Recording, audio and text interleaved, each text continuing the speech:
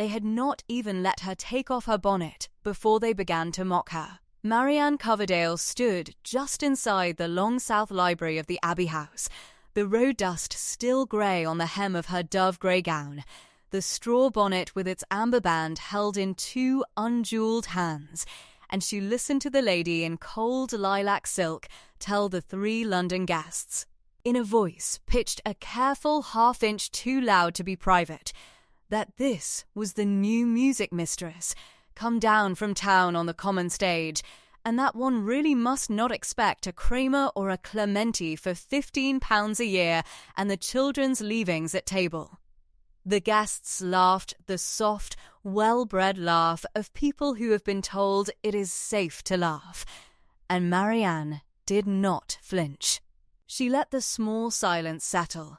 She had learned over a hard 2 years to pause a half-beat before answering any cruelty, so that her calm always arrived a moment before her words and could not be mistaken for a thing she had scrambled to find. "I do not play like Mr. Clementi, ma'am," she said at last, and her voice was low and even and carried no bruise in it at all. "But I teach a child to love the instrument before I teach the child to fear it, and that is worth rather more than £15, I have always thought." The lady in lilac, Mrs. Selina Vane, the Duke's widowed sister-in-law, though Marianne did not yet have the name fixed to the face, turned her sharp blue eyes upon her as if a footstool had spoken, and her thin mouth made the thin smile that Marianne would come to know very well, and she said nothing at all, which was its own kind of answer, and the guests drifted on toward the warm doorway and the smell of the early dinner. And no one in that honey-coloured room, with its tall windows full of Wiltshire spring light and its cloister arches turned long ago to bookshelves, knew the one thing that mattered.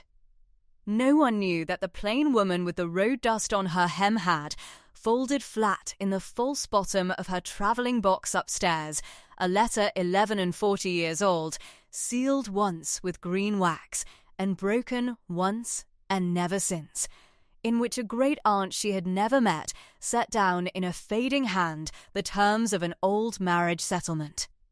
And that the name written upon the entail of this very house, the name that tied the Abbey and the Home Park and the Slow Weir and the vaulted music room and the very pianoforte they were preparing to mock her at, was Coverdale. Her own. She had read it on the stage from town. She had read it 3 times. And she had told no living soul, and meant to tell none, until she had seen with her own eyes what manner of house had been built upon her family's forgotten thread, and what manner of man held it. The house had not sent a carriage.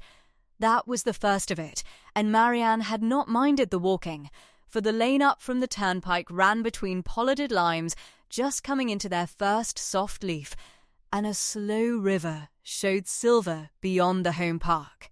And the Abbey itself, when it rose at last out of the trees, was so beautiful that she had stopped a moment in the road to look at it, all warm honey-coloured stone gone gold in the afternoon, a great range of mullioned windows, the squat strength of the old church end still standing where the monks had left it. Beautiful. And quietly going to ruin in ways the eye did not at first catch, a fall of slates left unmended on the stable roof, a length of park paling down and not put up, a fountain in the forecourt run dry and green-stained, a kind of held breath about the place, as of a house spending more than it dared, and pretending it did not. She had carried her own box from the lodge, because the boy sent to fetch it had a sullen, badly fed look, and she had not the heart to load him. At the great door a thin man in too fine charcoal had received her, Missa, Bramwell, the steward, she would learn, with a bunch of keys at his hip and a black leather ledger under his arm and an ink-stained forefinger. And he had looked at her over small oval spectacles with close-set pale eyes, and had said in a smooth voice that did not warm that the music-mistress was to use the back stair, and to take her meals in the schoolroom save when desired below, and to understand that her quarter's wage would be paid on the usual day and not before, whatever she might have been promised. Marianne had said only that she understood, and had thought, with a calm that surprised even herself, that here was a man who counted other people's bread by the slice, and she had not yet known how true a thought that was, nor how much would turn upon it. It was Mrs. Pell who saved that first hour. The housekeeper came bustling along the flagged passage with her chatelaine of small keys chiming at her waist, a stout, ruddy, grey-haired woman of 60 in a brown stuff gown and a great white apron, and she took one look at the new arrival standing alone with her box and the road on her hem, and she said, "Bless the child.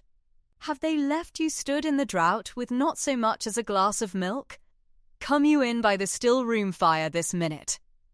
And she swept Marianne off down the passage with a warm work, reddened hand at her elbow, scolding the absent footman, the absent carriage, the dry fountain, and the unmended slates, all in one comfortable breath. And she sat her down by a low fire and put bread and butter and a cup of warm milk before her, and watched her eat with the frank kindness of a woman who has fed a great many frightened young people in her time and means to go on doing it. "You'll not mind, Mrs. Vane," she said, lowering her voice and her bulk into the opposite chair. "She's a deal of pride and not a deal else, poor soul, and she's frighted half out of her wits these 2 years that the house'll come down about her ears and turn her out with it, and frightened folk are cruel folk, in my long seeing of it. You give your lessons, and you keep your head, and you'll do." Marianne thanked her, and meant it, and set her bread down on her plate the way she always did. Open, as it were, rather than folded over, the same small habit she had with a book, laying its spine up and face down to keep her place, rather than turning down the corner of a leaf. And Mrs. Pell, watching the small, careful gesture, said nothing. But her warm brown eyes rested on the new music-mistress a moment longer than they need have done, as though she had glimpsed something there and filed it quietly away. The wards were brought to her after dinner, scrubbed and reluctant. Master Tom, a boy of 9, slight, with sandy hair worn too long, and a chipped front tooth, and the Duke's own grey eyes set in a wary little freckled face, came in with his chin up and his shoulders squared, like a man going to be examined and resolved to give nothing away. Miss Cassie, who was 7, with soft light brown ringlets and a gap in her front teeth and round pink cheeks, came in clutching her brother's coat and looking at the new mistress from under her lashes as one looks at a strange dog that may or may not bite. They had been told, Marianne gathered, that she was come to make them practice, and they had arranged their faces accordingly. She did not ask them to practice. She sat down at the great instrument in the schoolroom, a sweet old square pianoforte, sadly out of tune, the candle light warm along its dark walnut, and she played them something very simple and very quick, a thing with a tune in it that ran along like water over stones and then turned back upon itself and surprised you, and she watched, without seeming to, the moment the boy's squared shoulders forgot to be squared, and the moment the little girl's mouth fell softly open. When she finished, she said, as though it were the most ordinary thing in the world, "That is a brook in March. Now, Master Tom, I think you tell me which of these 2 notes is the deeper, and I shall believe you, for I have been wrong about it myself." And she struck 2 notes, and the boy, despite himself, despite the whole resolved fortress of his 9-year-old dignity, leaned in to listen. So it began, that first evening, as so much of what mattered between them would always begin, not with a rule, but with a question she pretended she did not know the answer to.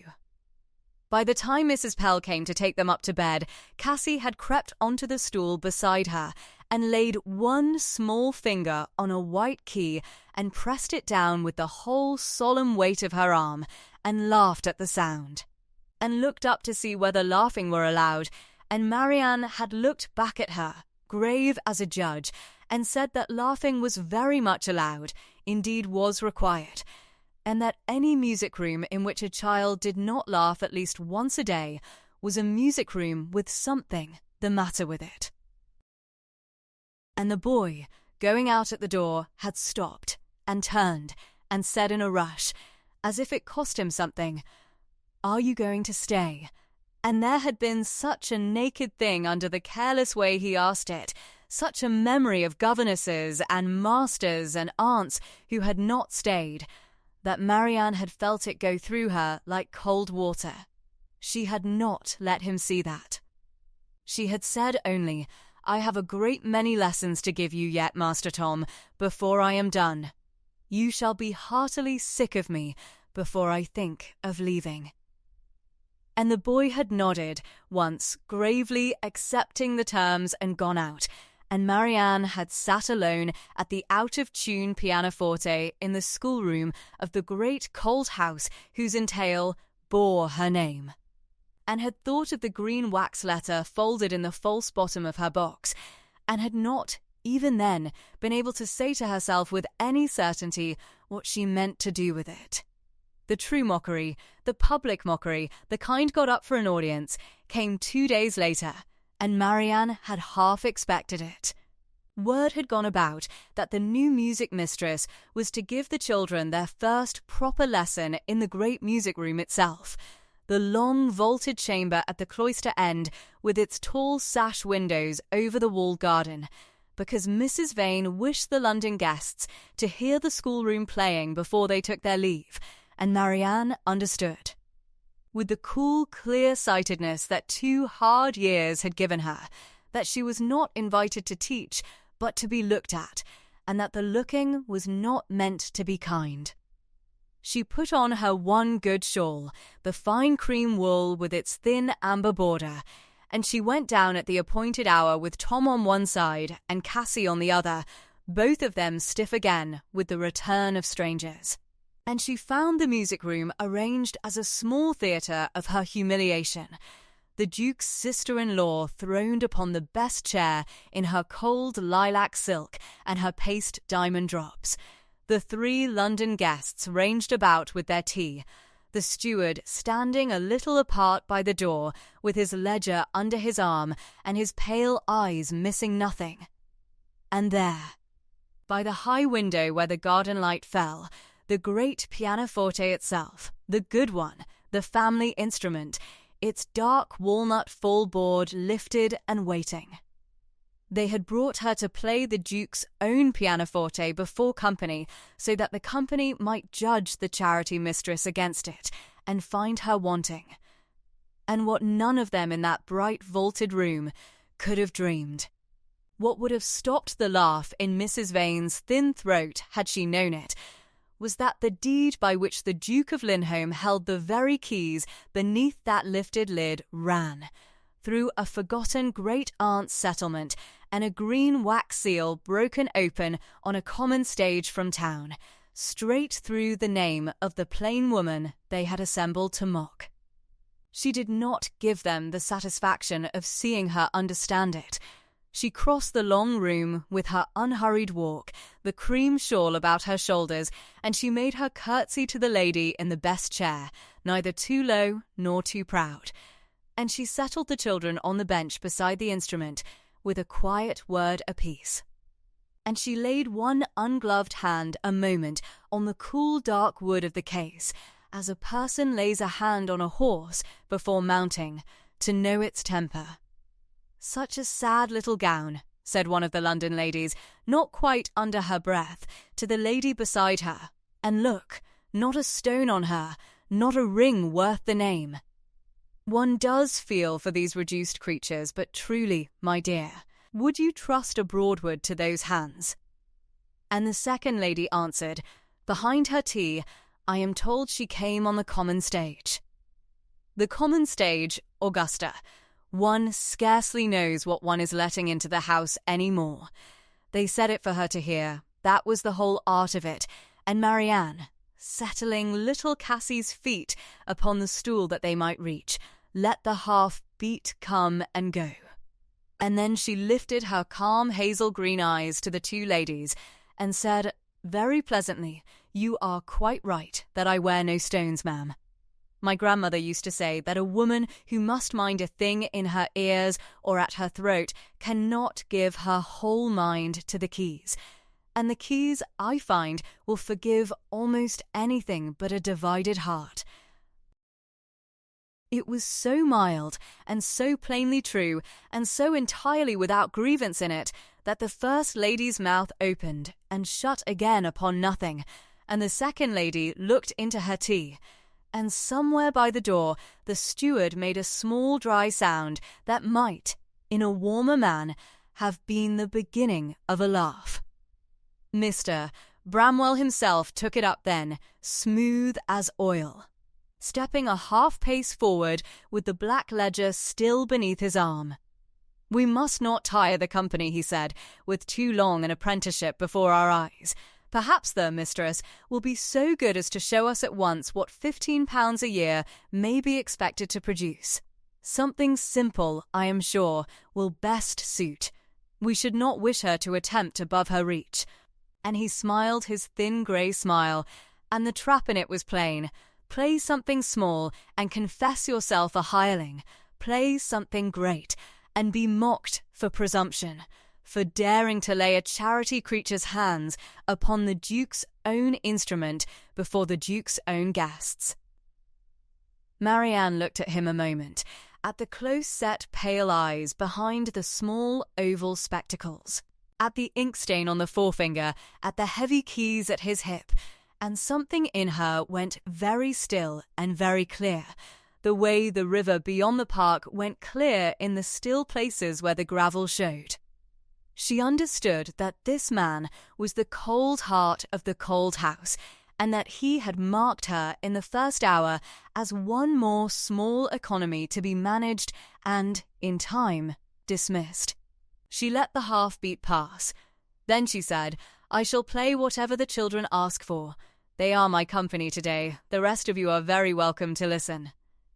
And she turned her back, gently, upon the whole assembled court of them, and bent to the little girl at her side and said, "Cassie, the Brook in March, or the one I played you last night that you would not let me stop. Which shall it be?" And Cassie, round-eyed at being asked before all these grand strangers, whispered, "The one you would not let me stop." And Tom, on the far side, said fiercely and a little too loud, "Play that one. Play it properly. They don't know how it goes." So she played it properly. She set her unjewelled hands upon the Duke's own pianoforte, and she played the thing she had played the children by candlelight. Only now it had the great instrument's voice beneath it, deep and golden and true, the family voice of the family house, and she did not play it small. She let it open. It began as it had begun, like water finding its way over stones, light and quick and almost careless, and then it gathered and deepened and turned back upon itself, and there came into it, without her ever lifting her hands from the keys, a long line of pure singing melody that she had not let the children hear the night before because she had been saving it, and it filled the vaulted room, and went up among the old roof beams the monks had set, and came down again warm, and it was not the playing of a £15 hireling. And every soul in that room knew it before the first page was turned. The London ladies set down their tea. Mrs. Vane's thin smile had gone somewhere, and she sat very upright in her best chair with her gloved hands gripped one upon the other, listening with the particular frozen attention of a person hearing, against her will, a thing she cannot afford to admit is beautiful. Tom had stopped breathing, and Marianne, who knew the worth of her own hands precisely, and had known it through 2 years of pawned shawls and let lodgings and dinners gone without, took the piece home to its quiet ending, not with a flourish, not with any triumph in it, but softly, letting the last note die under her right hand while her left lay still. And then she folded her hands in her lap and waited, the half beat once more, before she said anything at all. It was Cassie who broke the silence. The child slid down from the bench and clapped her small hands together and cried, in the carrying voice of the very young, "She plays better than anybody. Better than the man who came at Christmas. Better than you, Aunt Selina." And there was a dreadful, delicious pause, and one of the London gentlemen who had not spoken before gave a short, helpless bark of honest laughter and turned it hastily into a cough. Mrs. Vane's powdered face went a shade paler and then a shade pinker. The steward's smile had set hard as plaster. And Marianne, who could so easily, in that moment, have let the child's wound land where it was thrown, who had every right in the long arithmetic of slights to let it land, did not. She gathered Cassie back against her side and said, gently and clearly, so that the whole room heard it, "Hush, now, your aunt plays the part of mistress of this house every day of her life, my dear. And that is a far harder instrument than this one, and asks far more practice, and I should not care to be judged against her at it." She had turned the child's cruelty into a courtesy so deftly that for a moment no one quite saw how it had been done, and Mrs. Vane, who had braced herself to be wounded and had been instead, somehow, defended, looked at the plain music-mistress with an expression Marianne had not seen on that proud face before, and could not at once read something startled and uncertain and not entirely cold. It was the first crack. It was very small. Neither of them named it, and across the bright room, framed in the warm doorway where the light fell, a tall, fair-haired man in a dark bottle-green coat had stopped, unremarked by all of them. Upon the threshold, the master of the house come quietly to the door of his own music-room at the sound of his own pianoforte being played as it had not been played in years, and he stood there in the doorway and did not come in, and watched the woman at the keys, and listened, and said not one word. The days at Linholm Abbey arranged themselves, as days in a great house always will, into a quiet grammar of hours, and Marianne Coverdale learned that grammar the way she learned a new piece of music, slowly, by the fingers, until it ceased to require thought. Mornings belonged to the children. She came down to the vaulted music room while the dew still lay grey on the walled garden below the tall sash windows, and there she would find the pianoforte waiting, its dark walnut fall board lifted, the candle stubs of the night before guttered to nothing in their brackets. The great honey stone room, holding the cool of the chalk country in its bones until the eastern light came warming across the floor. The room itself was a thing she had grown to love before she had grown to love any soul in it. It had been, in the Abbey's old life, some part of the monk's work, and the builders who had made it a music room had kept the high vaulting and the long line of the cloister, so that sound moved through it kindly, lifting and folding back, never harsh. Along the inner wall stood the instruments of a family that had once been musical and had since let the habit lapse, the good square pianoforte she taught upon, a smaller and older one beneath a holland cloth, a viol in a corner with 2 strings gone, a harp whose gilt had darkened to the colour of old wheat. A long shelf held bound music, much of it untouched, the leaves still crisp where no thumb had turned them, and she had set herself, in idle half-hours, to bringing it into order, Handel here, the Italian masters there. The country airs and the old psalm tunes apart by themselves, so that the shelf had begun, under her hands, to look like something a house cared for rather than something a house had forgotten. Beyond the music room, through a low arched door, ran the long south library that had been the cloister walk, a corridor of a room with windows down one side, looking into the garth, and dark shelves down the other. And it was here that Marianne kept her Tuesday reading hours, in the deep window seat at the far end where the limes of the home park showed beyond the glass. Tom and Cassie came to her warily at first, as wary as the two strings left on the corner viol, ready to sound a sour note at the least pressure. The boy held himself stiff and would not be pleased.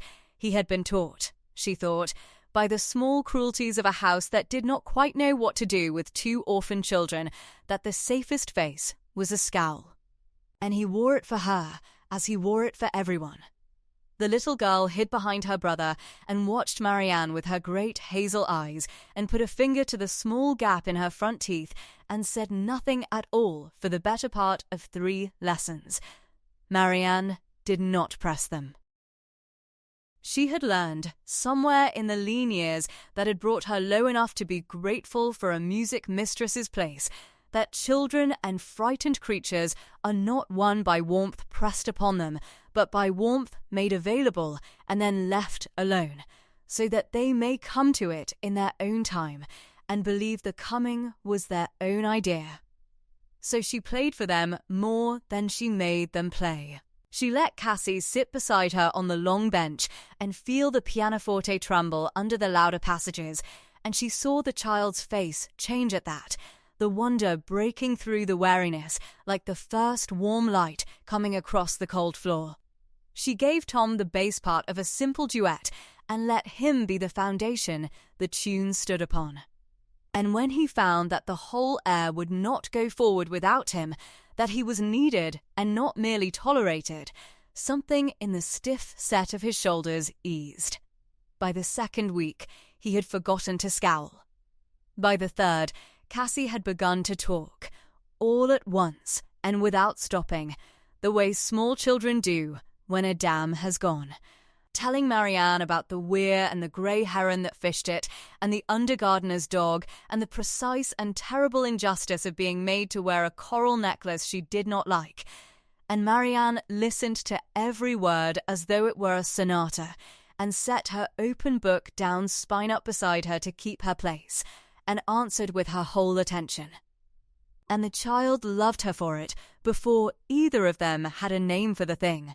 There was a particular morning Marianne would keep, afterward, among the small possessions of her heart, when she had been showing Tom how a melody and its accompaniment must give way to one another, never both pressing at once, the one stepping forward while the other stepped softly back. And the boy had said, quite suddenly, and not looking at her, his eyes on the keys, that it was a pity nobody told people that, for people were always both pressing at once. She had not laughed, because it had not been a thing to laugh at. She had only said that he was quite right, and that the people who had learnt it were the easiest in the world to live beside. And he had nodded as though she had confirmed a thing he had long suspected, and had gone back to his bass part with a new gravity, and she had understood that the child had been speaking of his own house and the grown people in it, and that he had found in a music lesson the first grammar anyone had ever offered him for the thing he had felt and could not name. Such were the small currencies of those weeks. She did not flatter the children, and she did not pity them, for she had learned that pity, however kindly meant, is a thing children smell out and despise. She gave them instead the plain, steady regard of one who expects them to be worth the trouble. And they grew, under that regard, into something nearer the children they might have been had the world used them more gently. Tom less stiff, Cassie less hidden, the pair of them turning up at the music-room door of a morning before they were sent for, which is the surest sign in the world that a frightened creature has decided, at last, that a place is safe. The Duke she saw only at a distance, and at a distance she formed her first true opinion of him, which the nearer view would later confirm and deepen. He was much abroad upon the estate, for he was that increasingly rare thing among men of his rank, a duke who rode his own acres and knew his own tenants, and she would see him from the music-room windows coming up through the home park in the early light, tall and fair on a big grey horse, his dark greatcoat with its single cape thrown back, 2 dogs working the hedge-line ahead of him. He carried himself with the easy, upright bearing of a man who has never had cause to doubt his welcome anywhere, and yet there was about him, even seen small across the garden, a preoccupation, a weight he seemed to be carrying that did not belong to the morning. Once, passing through the long library on his way to the steward's room, he had come upon her at her Tuesday reading hour in the window seat and had stopped, plainly not having expected the room to be tenanted, and had bowed, a real bow, not the half-inclination one gives a servant, and said only, "I beg your pardon, I did not know the room was taken," and had gone on. But he had glanced, in going, at the book open in her lap, and she had seen him register the title, and seen the small surprise of it cross his level grey eyes, for it was not the sort of book a hired music-mistress was supposed to be reading, and she had said nothing to soften the surprise, and he had carried it away with him.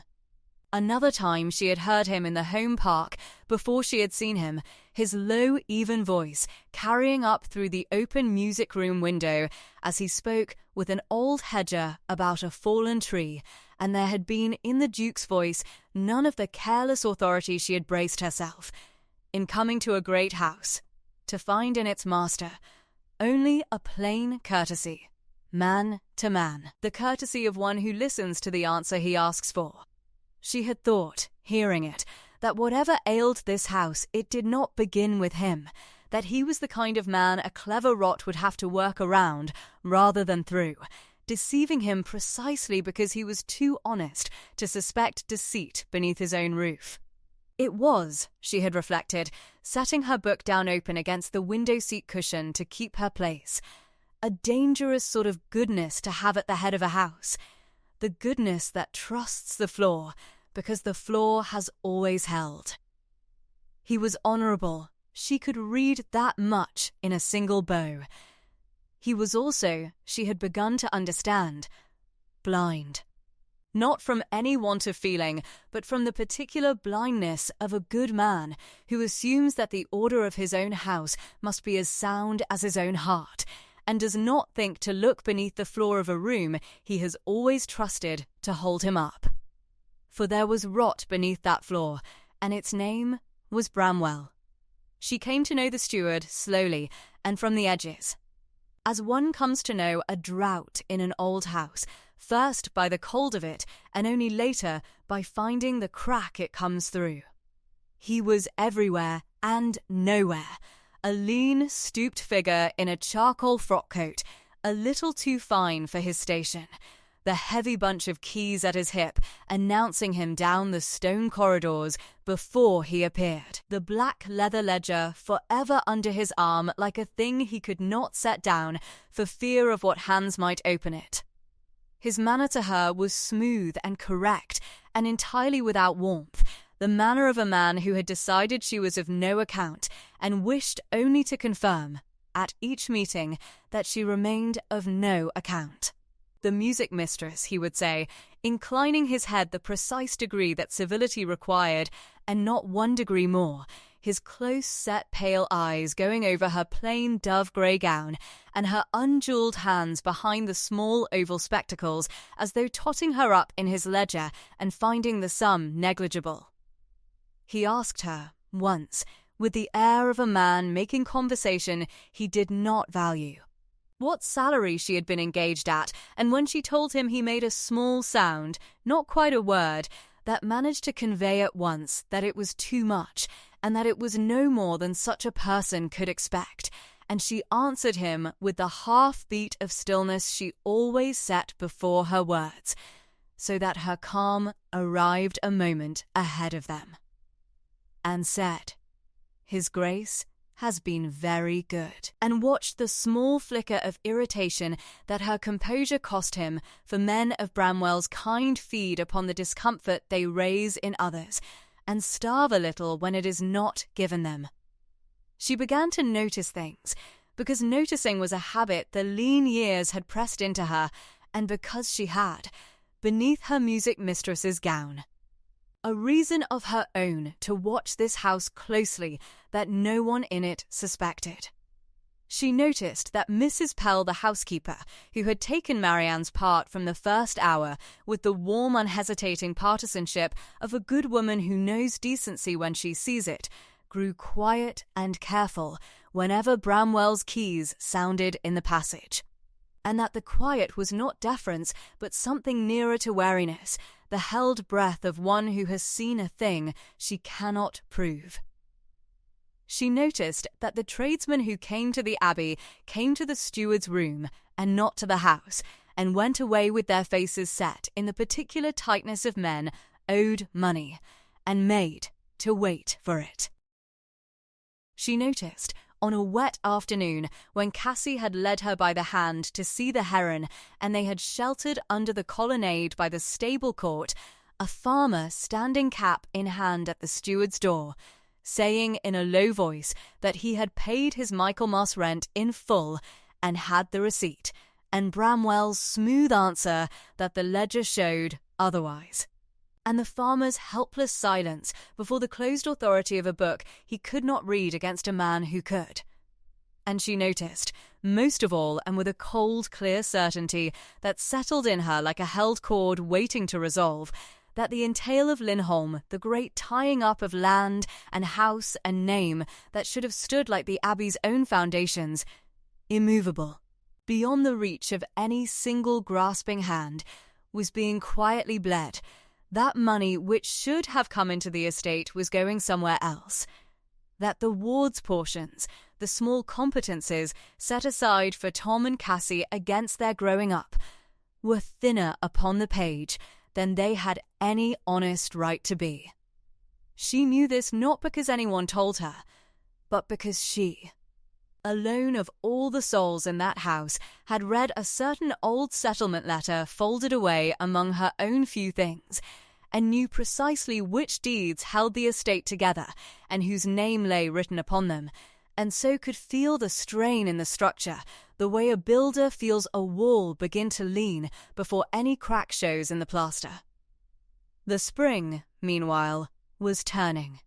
It came on the way spring comes in the chalk country, not all at once, but in a slow warming that crept up the home park from the weir, until the pollarded limes that had stood all April like black knuckles against a white sky put out their first green, and the green thickened day by day into a haze and then a shade, and the cloister garth that the library looked upon filled with the small busy. Noise of nesting things, and the walled garden below the music room threw up its tulips and then its early roses, so that the cool honey stone rooms began to carry, on the warm afternoons, a faint sweetness from below. On her Wednesday walks, Marianne went down through the home park to the slow weir where Cassie's grey heron fished. The children running ahead of her along the lime walk with the under-gardener's dog at their heels, her plain straw bonnet with its amber band shading her eyes against a sun grown suddenly generous, and she would stand at the weir and watch the water slide green and unhurried over the lip of the stones, and feel, for an hour, almost at peace, almost, but not wholly. For she carried always now the knowledge of the rot, and the question of what she meant to do with it, and the harder question still of whether she had any right to do anything at all, being who she was and being still unwilling to say so. The matter came nearer the surface, as such matters do, at a supper. It was a small grand supper, for the Duke had London guests down, smart people, a baronet and his lady, and a fashionable young man who wrote, or said he wrote, and Mrs. Selina Vane, the Duke's widowed sister-in-law, was in her glory, for guests were the air she breathed, and she had been starved of them all the long country spring. Marianne was bidden to the music room afterward to play, as the hired music-mistress is bidden to be the evening's furniture. And she came in her dove-grey gown with the single amber ribbon and her one-seed pearl drop at her throat among the silks and the paste diamonds and the deep lace, and she felt the room take her measure and find her wanting, and she had long ago made her peace with that. Mrs. vain, brilliant in cold lilac, her ash-blonde ringlets elaborate, her jet brooch winking, presented her to the company with a smile thin as a paper knife. "Our little music-mistress," she said, the word little doing all the work the smile left undone. "She is quite a treasure. Are not you, Miss Coverdale? Recommended to us out of charity, you know, but really she plays better than one would think, for the price." And there was a small laugh among the smart London people, the easy laugh of those who have never wanted for anything, and Marianne stood with her hands quiet before her, and let the half-beat of stillness fall, that small held silence she set, always before cruelty, so that her calm reached the room a moment ahead of her, and she said, "I am glad to give satisfaction." And there was nothing in her voice to laugh at, nothing to seize upon, only the unbroken evenness that gave the mockery nothing to feed on, and so left it, after a moment, looking rather foolish on the faces that had made it. She sat to the pianoforte and she played, that night, very well, not to triumph over them, for triumph was not in her, but because the instrument was good and the room was kind to sound, and the playing was the one thing in that house that was wholly, honestly, her own. But it was Bramwell who overreached. He had not been bidden to the supper. A steward does not sup with London baronets, but he came to the music-room after, on some pretext of papers wanting the Duke's hand. And he stood at the edge of the candlelight in his too fine charcoal coat with his ledger under his arm, and he watched her play with his pale, close-set eyes. And when she had finished, and the smart people were drifting toward the cards, he came forward and said, smooth and low so that only those nearest might hear, that it was a pretty enough accomplishment, but that the house could hardly afford. To keep on a music-mistress through the quarter, the way things stood, and he let the way things stood hang in the air, heavy with the ledger's authority, a small public stroke meant to remind her of her precariousness before the Duke and the guests and the brittle laughing sister-in-law, meant to put the charity creature in her place. And it was here that he overreached, for the Duke, who had been crossing the room, stopped, and his level grey eyes came round, and he said, quietly but with a thing in it that had not been there before, "The way things stand, Bramwell, is a matter you and I shall discuss, and not before Miss Coverdale, who is a guest under my roof this evening, and shall be spoken to as one." It was a small thing, 36 words, but Marianne heard the floor of the house shift faintly beneath it, heard the first hairline of the crack she had been waiting on travel upward at last toward the light, and she set her hands quiet in her dove-grey lap, and lowered her eyes, and let the half beat fall, and said nothing at all. For the time was very near now when something would have to be said, and she meant to choose the hour herself. It was Mrs. Pell who brought her the first warning, and she brought it the way she brought everything, quietly, with a covered dish and her keys hushed against her apron so they should not chime in the passage. She came to the music-room in the grey hour after breakfast, when the children were still at their bread and milk in the nursery, and the Abbey lay under that particular Wiltshire stillness that smells of cold stone and beeswax, and she set the dish on the lid of the pianoforte and said, without any preamble at all, that Mr. Bramwell had been closeted with the Duke since before the bells. Marianne, who had been sorting the loose leaves of a Clementi sonata and laying them open one upon another, spine up, the way she always did to keep her place, set the last of them down and folded her hands and waited a half beat before she answered. She had learned long ago that a measure of silence cost nothing and bought a great deal. "Closeted upon what matter, Mrs. Pell?" she asked at last, and the housekeeper's warm brown eyes went to the door and back again, and she lowered her voice, though there was no soul within 30 feet of them. "The children," she said. The steward had it that the Abbey could no longer be charged with the keep of 2 orphan wards who were no proper charge upon the entail at all, that there was a cousin of the late Duchess in Bath, a Mrs. Forsyth, a respectable enough body, who might be prevailed upon to take them for a consideration, and that the consideration would come the lighter on the estate than their schooling, and their physic, and their music-mistress altogether. "And the music-mistress," said Mrs. Pell, "with the wards gone, would have no place in the house, and would be paid her quarter, and thanked, and sent off in the carrier's cart by Lady Day." She said it all in a rush, and then pressed her work-reddened hands flat upon her apron as though to stop them trembling, and looked at Marianne with the particular helpless anger of an old servant who loves a house and can do nothing to mend it. Marianne did not start, and she did not colour, and she did not set down the leaf she was no longer holding. She only looked for a moment at the tall sash window, where the morning light came thin and silver over the walled garden, at the pollarded limes beyond the wall standing bare knuckled against the chalk-pale sky, and she felt the old settlement letter where it lay folded in the bottom of her workbox, beneath the spare thimbles and the skein of amber thread, as plainly as if it had spoken her name aloud. Then she said, in the same even voice she used to tell Cassie her fingering was a half-tone flat, "Tell me, Mrs.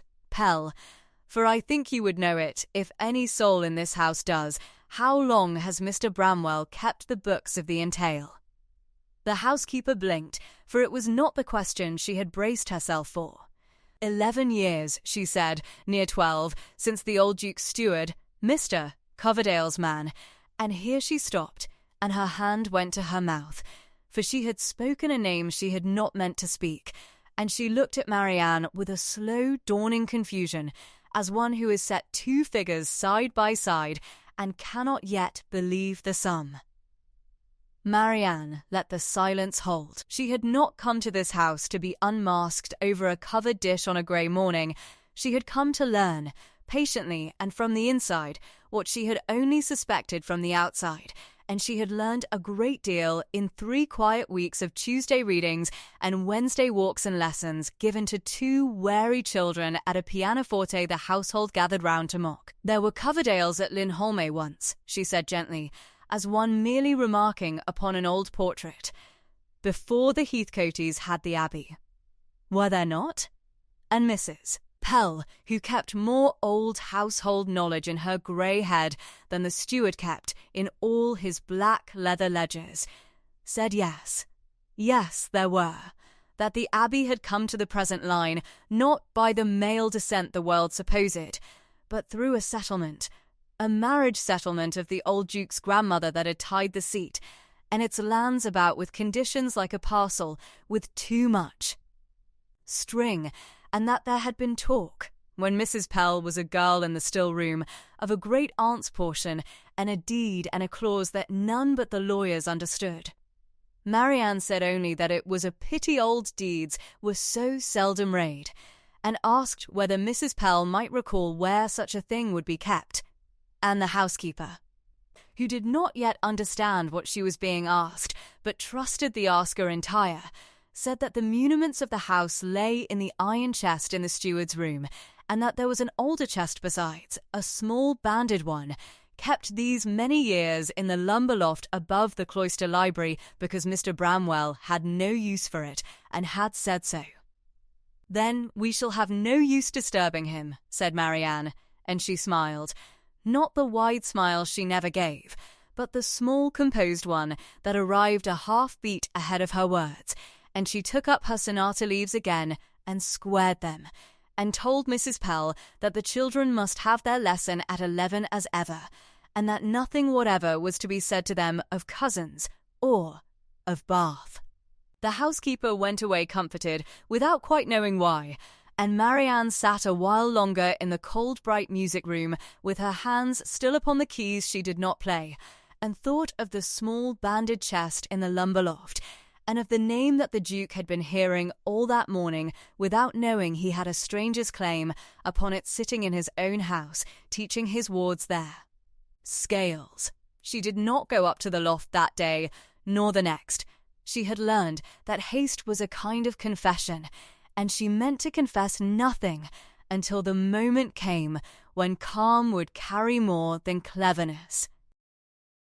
So she gave her lesson at 11, and Tom got through his minuet with only 2 stumbles and was inordinately proud, and Cassie laid her round cheek against Marianne's sleeve when the hour was done and asked, with the sudden directness of a child of 7, whether music-mistresses ever stayed in a house forever, the way housekeepers did. And Marianne smoothed the soft light brown ringlets back from the small warm forehead and said that she should stay just as long as there were 2 pairs of hands at Lindholm that wanted teaching, which was true and was also a vow, and the child took it for an ordinary answer and was satisfied. It was on the Wednesday that the steward overreached, and it was the overreaching that gave her the lever she had wanted. She had taken the children down through the home park on their walk, past the pollarded limes to the slow weir, where the water folded over the sill in a brown sheet, and the moorhens went about their business in the reeds, and they were coming back up the lime walk with Tom skimming flat stones he had no business carrying in his good jacket, when she saw the Duke himself standing at the head of the walk with Mr. Bramwell at his elbow and a paper in the steward's hand. The Duke was a tall, fair figure in his dark bottle green coat against the silver morning. Honourable and preoccupied as he always was, a man who rode his acres and read his letters and never once thought to read the man who kept his accounts. And the steward beside him stood narrow and stooped in his too fine charcoal frock coat, with his bunch of keys at his hip and his ledger under his arm, and that smooth, low voice going on and on like water, finding the cracks in a wall. Marianne could not hear the words at that distance, but she saw the Duke's level, grey eyes go to the children, to Tom with his stones and Cassie with her hand tucked into the music-mistress's, both of them flushed and bright from the cold air and the running, and she saw something cross his face that the steward, intent upon his paper, did not see at all, a kind of trouble, a reluctance, the look of a man being talked toward a thing his honour did not like. She brought the children up the walk at an unhurried pace, and she made her curtsy at the proper distance, plain and composed, and she would have taken Tom and Cassie quietly past and up to the nursery as a music-mistress ought, had not Mr. Bramwell, in the very fullness of his confidence, made his mistake. "Ah," he said, in that voice, meant to be heard, turning the smooth pale gleam of his small oval spectacles upon her, the children's. "Instructress, your grace, here is a happy chance. The matter touches her also. Mistress Coverdale," and he gave the name the faint particular weight a man gives a thing he believes beneath him. "You will be glad to learn the young people are to be settled with their mother's cousin at Bath, where they shall have the advantages a great house cannot trouble itself to spare. Your own quarter, of course, shall be made good to Lady Day." He said it before the Duke, plainly meaning the Duke to be carried past his own hesitation by the fact of the thing spoken aloud in front of a servant who could only curtsy and accept it, and he said it before the children. Which was the unkindness that undid him, for Cassie's small hand tightened in Marianne's till it hurt, and Tom dropped his stones one by one upon the gravel, without seeming to know that he did it, and his freckled face went white, and then a furious red, and his chipped front tooth caught his lower lip the way it did when he was fighting not to cry. Marianne felt the child's grip and the boy's silence, and she let the half beat fall, that small deliberate pause she always set before any cruelty, so that her calm should arrive a moment before her words. And into that pause the Duke himself spoke, low and not at all pleased, telling Bramwell shortly that the matter was not settled, and that it was no fit thing to be cried in a lime walk before. The children's own ears. And Marianne, having now both the Duke's displeasure and the steward's overreach to work upon, said the only thing she had come prepared to say, and said it as mildly as if she were correcting a fingering. "The children are no charge upon the entail, Mr. Bramwell tells your grace," she said. "I wonder that he should be so sure of it. The entail of Linholm is an old settlement, and old settlements have long memories." Before any young person is sent into Somerset upon a consideration, it might be a kindness to all parties to be quite certain whose consideration the estate may rightly bear, and whose it may not. It was nothing. It was a music-mistress's mild impertinence, and yet she watched it land. She watched the steward's close-set, pale blue eyes go very still behind the small oval glasses, and his ink-stained right forefinger tap once, only once, upon the black leather of the ledger under his arm. A man whose whole grasping fortune lay in the supposition that no one in this house would ever trouble to read the deeds he had spent 11 years quietly bleeding, hearing for the first time a soft, even voice speak of old settlements and long memories as though it knew something. And she watched the Duke turn his level grey eyes upon her, properly upon her, perhaps for the first time since she had come, with the slow surprise of a man who has heard a hired stranger say, in 3 quiet sentences, the one true thing his own steward had taken great pains to keep him from. He said nothing then. An honourable, reserved man does not catechize a music-mistress in his home park, but he looked at her a moment longer than civility required, and he told the children, gently, to run up to Mrs. Pell, and he told Bramwell, in a voice gone flat and final, that nothing whatever was to be written to Bath until he himself had looked into the right of it. The steward bowed, smooth as ever, and said that of course his grace should see the books at his pleasure, and that all was in the most perfect order, and Marianne knew, watching him say it, that the books he meant to show were not the books that would damn him, and that somewhere in the iron chest in his room and the small banded chest in the loft lay the 2 halves of a sum that, set side by side at last, would undo him. That night she did go up to the lumber loft. She waited until the Abbey was abbed, until the last of Mrs. Selina Vane's candles had gone out at the far end of the gallery, and the great house had settled into its night creaking and its mice, and she took a single chamber stick and went barefoot in her wrapper up the worn stone stair above the cloister library, where the long south room held its 300 feet of books in the old monk's walk, and the cold came off the chalk like breath.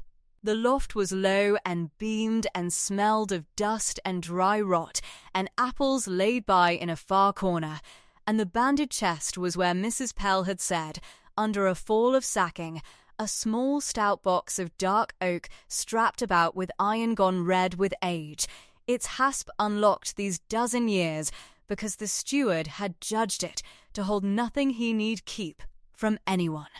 Marianne knelt by it on the rough boards with her candle set close, and she lifted the lid, and the smell that came up was the smell she had carried in her memory since she was a girl reading her great-aunt's letters by a dwindling fire in a house long since sold over her head. Old vellum and old ink and the faint, dead sweetness of pressed seals. Inside, beneath a wrapping of perished green baize, lay the deeds.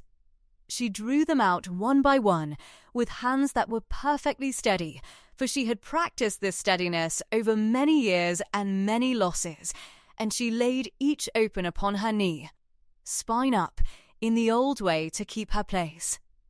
And there, in the third of them, a marriage settlement engrossed in a clerkly hand upon a skin gone the colour of weak tea, the great pendant seal of it cracked across but whole enough to read.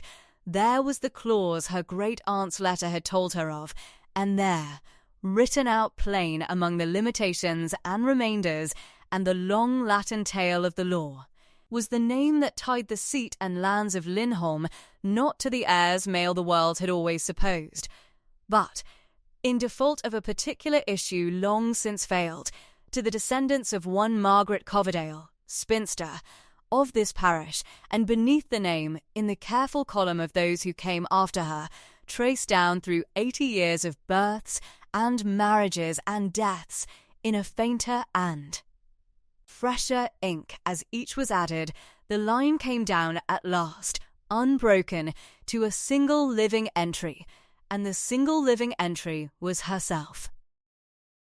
She knelt a long while over it in the cold loft, with the candle guttering and the house creaking under her, the heiress of Lindholm in her plain wrapper with her bare feet going numb on the boards, the only soul beneath that great honeystone roof who knew whose name held the abbey up. She did not weep, and she did not exult. She thought of Tom dropping his stones upon the gravel one by one, and of Cassie's hand tightening till it hurt, and of the Duke's troubled, honourable face being talked toward a thing it did not like. And she thought of the steward's one small tap of his ink-stained finger upon his ledger when she had spoken of long memories. Then she wrapped the deed again in its perished baize, and took it up with her great-aunt's folded letter from her workbox to lie beside it, and she carried both down to her own chamber and locked them in the bottom of the box beneath the spare thimbles and the skein of amber thread, where they had lain in spirit all along. For she did not mean to spring her name like a conjurer at a fair.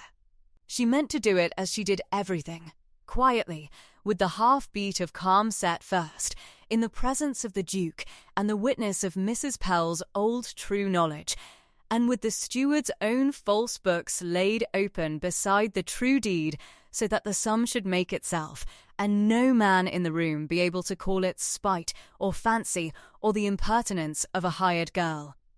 So in the morning she sent no word and made no scene.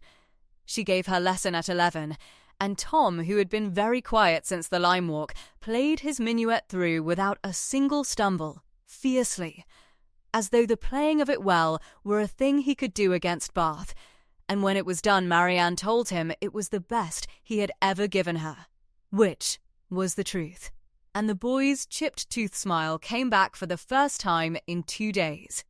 She asked Mrs. Pell, over the noon dish, one quiet question more, whether the housekeeper would, if ever it were needed, stand and say before the Duke's own face what she had said of the Coverdales and the settlement and the iron chest, plainly and on her honour as an old servant of the house, and Mrs. Pell, who still did not wholly understand but had begun to, set down her keys and looked at Marianne a long moment, and said that she had served Lindholm 60 years, and would not see 2 orphan children turned out on a steward's lie if there were breath in her to prevent it. And so the witness was made ready, and the deed lay locked beneath the thimbles, and the false books sat smug in the iron chest waiting to be opened, and somewhere in his closet the Duke sat troubled over a paper he had refused to sign, and all the pieces of the reckoning were laid quietly in their places, like sonata leaves set open spine up to keep the place, waiting only for the hand that would turn them. It was the morning after the ledgers had been laid open on the long library table that Hugo Heathcote first found himself watching the music-mistress as though he had never properly looked at her before.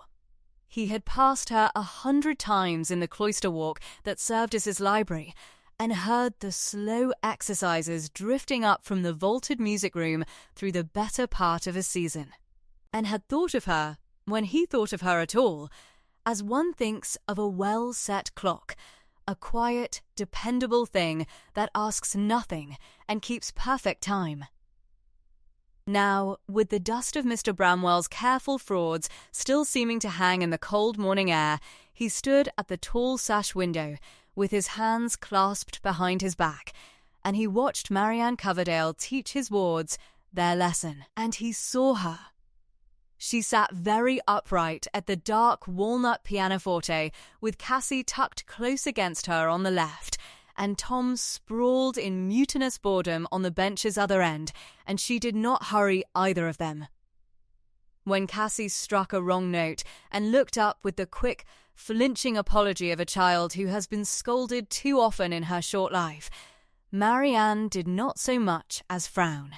She only laid her own long, unjewelled fingers over the small ones, found the right key with them, pressed once, gently, and said, "There, your hand knew it all along.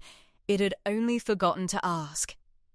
And the child laughed, the round pink cheeks lifting, and tried again, and got it, and the loose chestnut tendrils at the woman's temple stirred as she bent her head to listen. Hugo had been a guardian to those two orphans for 3 years, and had never once, he realized with a kind of slow internal shame, drawn that particular sound of laughter out of his niece. He had given them a great house, and a name and an income, and a careful, distant, dutiful affection, and this woman in her plain dove grey muslin had given them, without leave, without notice, without ever once being thanked for it, a place at her elbow where it was safe to be wrong. He did not go in. He stood at the window a long while, and when at last she lifted her eyes from the keys and saw him there, she did not start, nor simper, nor arrange her face into the eager attentiveness that the London guests and even his own sister-in-law put on the moment his glance fell upon them. She only inclined her head a fraction, the seed pearl drop at her throat catching the window light, and went back to the lesson, as though a duke at his own window were a thing of no more consequence than the weather. He found, to his surprise, that he was not offended but comforted, that here at last, beneath his own honey-stone roof, in the one season of his life when he had learned how much of what surrounded him was hollow and bled and false, was a single creature who wanted nothing from him and pretended at nothing, and the discovery sat in his chest like a coal newly raked from under the ash, putting out a warmth he had not known he was cold for. The Tuesday came round, as Tuesdays did, with its reading hour. It was a small institution of her own making, never formally proposed and never refused, by which on a Tuesday afternoon, the lessons done and the light good in the South Library, Marianne sat in the deep window seat among the warm laycock-coloured stone, with a book open on her knee, and read for an hour to whoever cared to come. The children always came. Mrs. Pell came when her work let her, settling her stout person into the great chair with her mending and her warm brown eyes half closed in pleasure. Mrs. Vane had been heard to call it a charity school habit and unbecoming in a gentleman's house, and had stayed pointedly away, though it was noticed by the kitchen that her lilac silks had drifted nearer to the library door on the last 2 Tuesdays than they once would have. On this Tuesday, the Duke came. He came in quietly, in his bottle green coat, with the riding still on him. And he did not announce himself or take the master's chair or in any way require the hour to rearrange itself around his arrival. He only folded his tall frame down onto the far end of the same window seat, drew up one booted ankle, and said, "Pray do not stop on my account, Miss Coverdale. I find I have a wish to know how the thing ends." She had paused, that half-beat of stillness that always arrived before her words, a small held breath in which the whole room seemed to settle, and then she had said, "It ends as these things generally do, Your Grace, better than the heroine feared, and later than she would have liked," and she had gone on reading. Tom snorted. Cassie crept along the seat until she was pressed warm against the Duke's side, which she had never dared to do before, and which he permitted with a stillness that surprised them both. And Hugo Heathcote sat in the long, gold, slanting light of his own library and listened to the unhurried voice of his children's music-mistress reading them a story, and did not hear above half the words, because he was watching the way she set the book down when the hour was done, for she did not close it. He marked that, and could not afterwards stop marking it. When Mrs. Pell stirred and said the light was going and there were the children's suppers to see to, Marianne did not fold the corner of the page down, as half the world would have done, nor slip a ribbon between the leaves. She laid the book open, spine upward, face down upon the warm stone of the sill, so that it kept its own place, and asked nothing further of her, and she rose, and shook out her dove-grey skirts, and went to gather the children. It was so small a thing. It was the smallest thing in the world. And yet it told him, in a way that a year of careful conversation might not have, the whole quiet temper of her, a woman who would not crease or bruise even a page to spare herself a moment's trouble, who kept her place in the world the same way, lightly, and trusting that what she had set down open would still be there, exactly as she left it. When she came back to it, he found that he had risen too. He found that his own hand had gone out, before he had given it leave, and that his thumb had come to rest on the open page she had laid down, as though to keep her place for her, as though to say, without the impertinence of saying it aloud, "Do not trouble, I have it, go and come back." She looked at his hand on the page. She looked at his face, the faint natural flush that lived always at her cheekbones, deepened by a shade. No more, and the small beauty mark below her left eye moved as her mouth softened, and she said very low, so that the children at the door should not hear, "You will lose nothing, Your Grace, by keeping a lady's place for her. It is more than most men think to do." And then she was gone down the long cloister with a child's hand in each of hers, and Hugo stood alone in the failing gold light, with his thumb still pressed to the warm paper of a book he had not read, feeling for the first time in his ordered and dutiful life that he had been seen entirely through and had not in the least minded it. He took to walking with them in the home park after that, on the Wednesdays. It had been her habit, the Wednesday walk, long before he thought to join it, out past the pollarded limes that ran down toward the slow weir, the children racing ahead and doubling back, Tom with a stick, and Cassie with her bonnet strings undone, and a fistful of whatever the hedge was offering that week. The spring had turned, all at once, into the first real warmth of the summer. The chalk paths had dried pale and firm underfoot. The limes had thickened into full green shade, and the water at the weir went over its stones with a steady, drowsy, silver sound that filled the silences a man like Hugo did not always know how to fill himself. They did not speak a great deal, and they did not need to. Once, watching Tom balance the length of a fallen lime bowl with his arms flung wide and his tongue between his teeth, Hugo said, "Lo, he is happier than I have seen him." And Marianne, after the half-beat, said he was only waiting to be sure no one would take it from him before he let himself have it. Children are very prudent about their happiness, Your Grace, when they have learned to be. He looked at her then, at the calm hazel green eyes set steady on the boy, at the cream wool shawl with its thin amber border slipping a little from one shoulder, at the plain straw bonnet with its amber band swinging loose from her fingers because she had taken it off to feel the sun, and he said, before he had weighed it, "And you, Miss Coverdale? Have you learned to be prudent about your own?" The question hung in the warm air between them, with the weir going on underneath it. She did not answer at once. She bent and set her bonnet on the dry grass, and watched the children, and the loose tendrils lifted at her temple, and when at last she spoke it was not quite an answer, and was somehow more than one.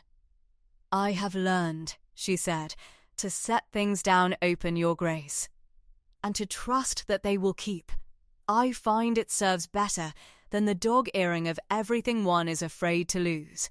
And the slow flush came up again, and she would not look at him, and he understood, with the particular dangerous clarity of a steady man who has gone a long while without feeling anything and is therefore wholly unguarded against it when it comes, that he had begun, somewhere between the open book on the library sill and the silver of the weir, to love her, and that he had not the smallest notion of who she was. For he did not know. That was the strange ache that ran beneath all of it in those warming Wednesday weeks, that the more clearly he saw the woman, the less he could account for her. She was no servant carried herself so, or read so, or met a duke's eye so unhurriedly, or knew, as he had heard her gently tell Mrs. Pell, the difference between a settlement and a simple bequest. She was a gentlewoman fallen on hard times, that the agency had told him, that her plain gown and her unjewelled hands proclaimed, that the whole household had decided among themselves, and made, God forgive them, the substance of their amusement. And yet there was something in her that the phrase, "a gentlewoman fallen on hard times," did not cover. A kind of waiting stillness, the composure not merely of a proud woman bearing reverses, but of a woman who knows something the room does not and has chosen, for reasons of her own, to let the room go on in its ignorance. He had caught it once or twice, and lost it again. He had caught it when his sister-in-law, in one of her thin, bright, public cruelties at the supper-table, had wondered aloud whether the Music-Mistress's people had ever owned so much as a spinet, and Marianne had set down her glass with that half-beat of calm and said only, "My people owned a great many things, ma'am, in their time. The trouble with things is that they so seldom stay where one puts them," and had returned to her soup, while something flickered at the corner of her serene mouth that was not quite humour and not quite grief, and Mrs. Vane, oddly, had not pressed it, as though even she had felt the floor shift a half-inch beneath her paste diamond drops. That shift had been spreading through the house all that warming season, quietly, the way water spreads under a flagged floor before anyone sees the damp at the skirting. Mrs. Vane's slights had grown fewer and feebler, and edged now with a kind of frightened watchfulness, for the scene over the ledgers had frightened her badly, more badly than she would own. She had built her whole brittle place in the world upon the fiction that she belonged to the great and the secure, and she had seen, in one cold morning, how near the great and the secure had come to being turned out into the road by a lean grey man with an ink-stained finger, and the discovery had loosened something in her. She came to the Tuesday reading hour at last. She came in her cold lilac silk, with her chin very high and an air of doing the room a great condescension, and she sat at the edge of the great chair as though it might be taken from her, and she said nothing cutting, and she stayed the whole hour.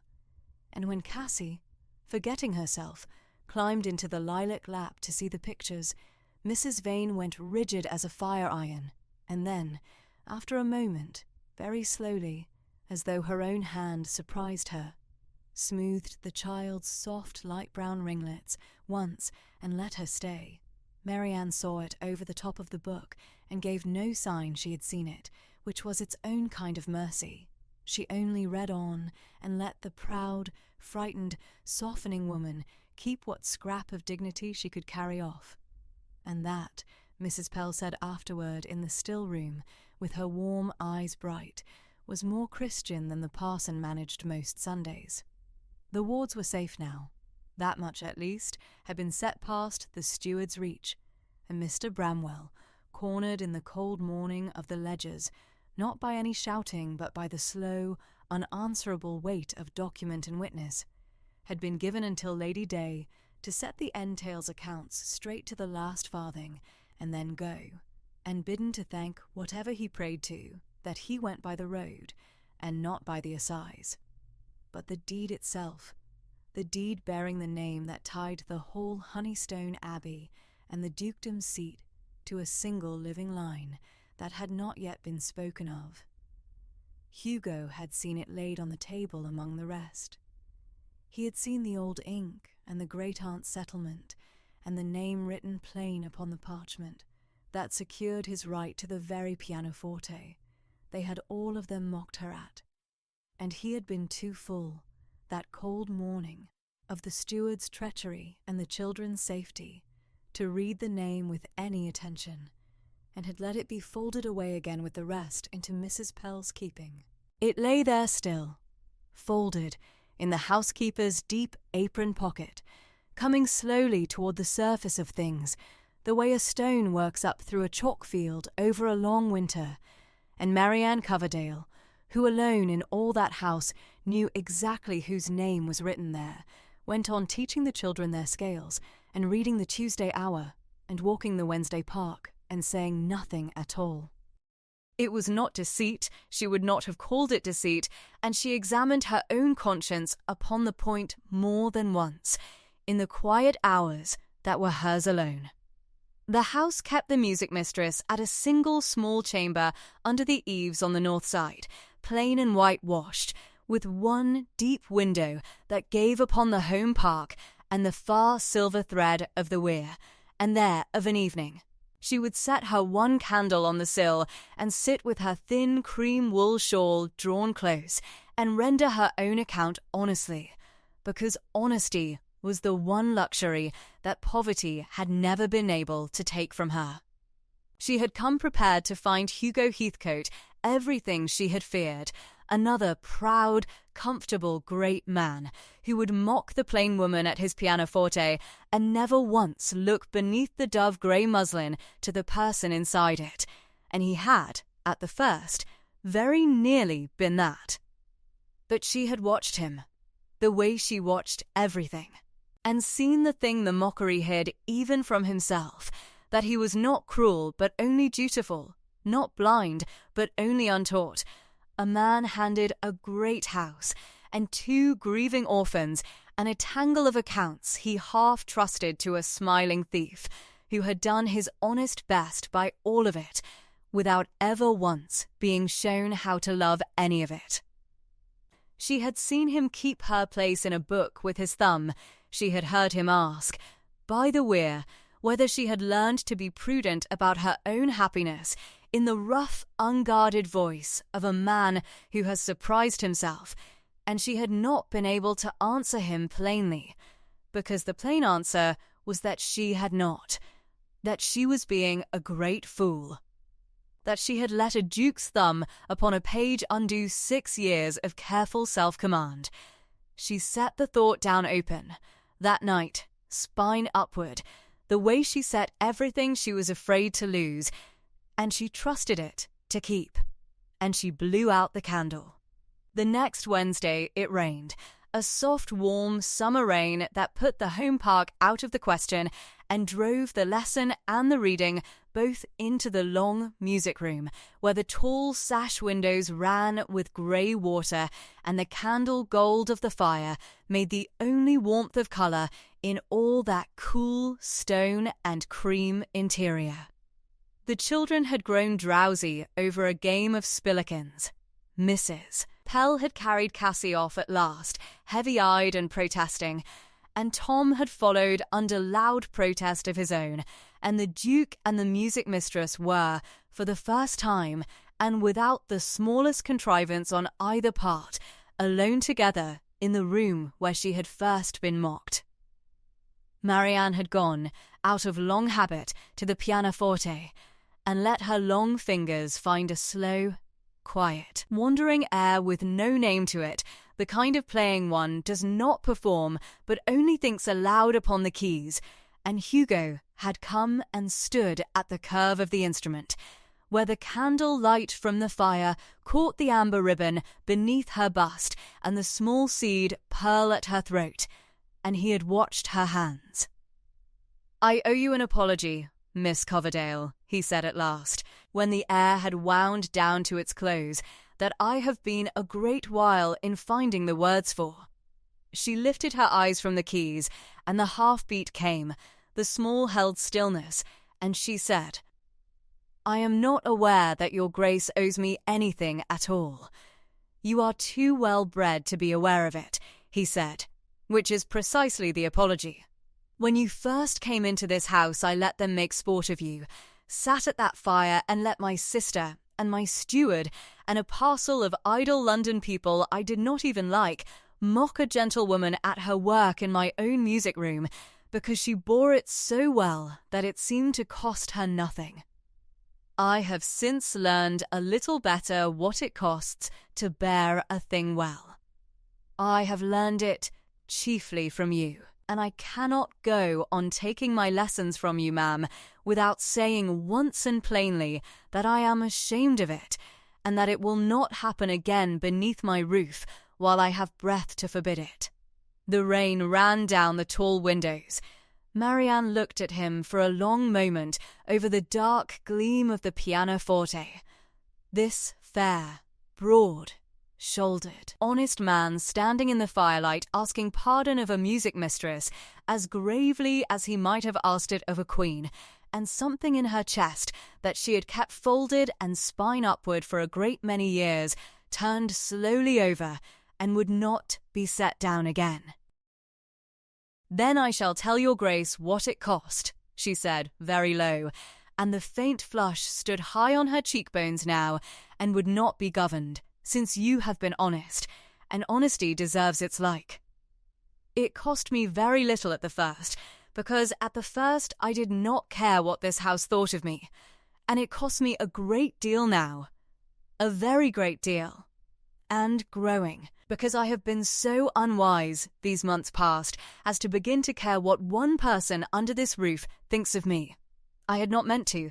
I am generally more prudent." She had said more than she meant to. She knew it the instant it was out, and she did not call it back. The Duke set his hand down upon the dark walnut of the pianoforte, close beside her own, not quite touching, the plain gold signet ring catching the fire, and for a moment neither of them moved nor spoke, and the warm rain came down upon the walled garden beyond the streaming glass, and the whole grave question of who she was, and whose name lay folded in Mrs. Pell's deep apron pocket, coming slowly to the surface of things, hung unspoken in the candle gold air between his hand and hers. It was Mrs. Pell who carried the thing into the open, and she did it the way she did everything in that house, without flourish, with her keys at her waist and her work-reddened hands folded, as though she were only laying out the linen for an honoured guest. She had gone.